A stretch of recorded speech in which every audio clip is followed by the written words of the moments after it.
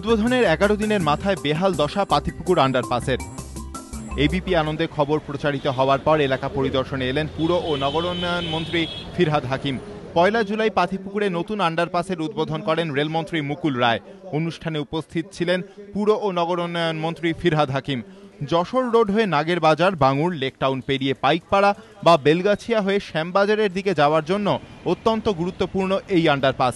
কিন্তু এর সংকীর্ণ রাস্তা, নিত্য যানজট, বর্ষায় হাঁটু জলের যন্ত্রণার হাত থেকে মুক্তি পেতে দীর্ঘদিন ধরে এলাকার মানুষের দাবি ছিল একটি নতুন আন্ডারপাস। অবশেষে 2009 সালে নতুন আন্ডারপাস তৈরির উদ্যোগ নেয় কেএমডিএ। বরাদ দেওয়া হয় রেলেরই সংস্থা রাইটসকে। প্রায় 13 কোটি টাকা ব্যয়ে তৈরি হয় 53 মিটার লম্বা এই আন্ডারপাস। কিন্তু 11 জুলাই এবিপি আনন্দের ক্যামেরায় ধরা পড়ে পাতিপুকুর আন্ডারপাসের জীর্ণ চেহারা। মাত্র কয়েক ঘন্টার বৃষ্টিতেই তার রাস্তা ভেঙে চৌচির। স্থানীয় বাসিন্দারাও তাদের ক্ষোভ উগরে দেন এবিপি আনন্দের ক্যামেরার সামনে। রাস্তা ভেঙে একবারে চুরচুর হয়ে গেছে।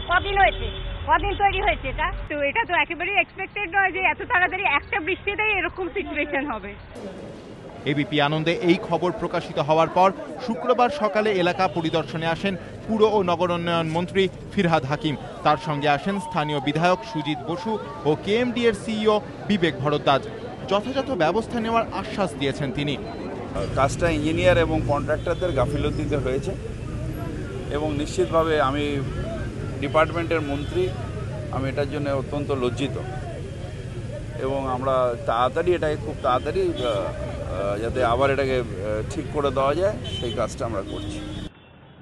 পাশাপাশি ফিরহাদ হাকিম জানিয়েছেন ওই সময়ে আন্ডারপাস তৈরিতে দায়িত্বপ্রাপ্তদের বিরুদ্ধে কড়া ব্যবস্থা নেওয়া হবে। সঞ্চয়ন মিত্র, এবিপি আনন্দ, কলকাতা।